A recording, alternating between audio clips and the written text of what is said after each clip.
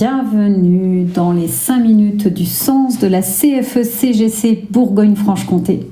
Vous êtes nombreux à nous avoir questionnés sur les nouvelles modalités d'accompagnement lors de nos rencontres sur le terrain. Je suis Valérie Faudot. Aujourd'hui, en quelques minutes, je vous propose de partager avec vous les informations communiquées par la direction et aussi vous faire part de nos inquiétudes et points de vigilance sur ce projet. Depuis plusieurs mois, 2 agences en Bourgogne-Franche-Comté sont pilotes et expérimentent de nouvelles façons d'accompagner les demandeurs d'emploi. Ce travail a permis d'identifier ce qui fonctionne, ce qui doit être ajusté et ce qui peut être généralisé. 2 modalités principales sont déployées. L'accompagnement intensif, destiné aux personnes qui ont besoin d'un soutien rapproché avec un conseiller qui joue un rôle de coach au quotidien.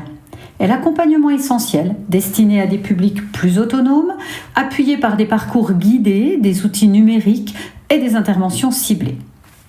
2024-2025 ont été consacrés à l'expérimentation, au retour d'expérience. En 2026, la généralisation se fera selon la direction par étapes. Ce qui se joue au fond, pour la direction, c'est une manière plus fluide et plus lisible de travailler ensemble.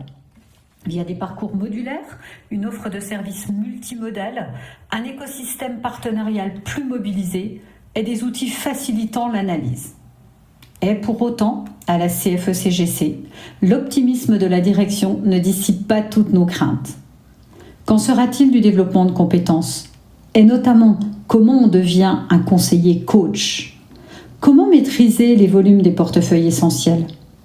Est-ce que le passage d'intensif à essentiel sera aussi fluide que ce que promet la direction?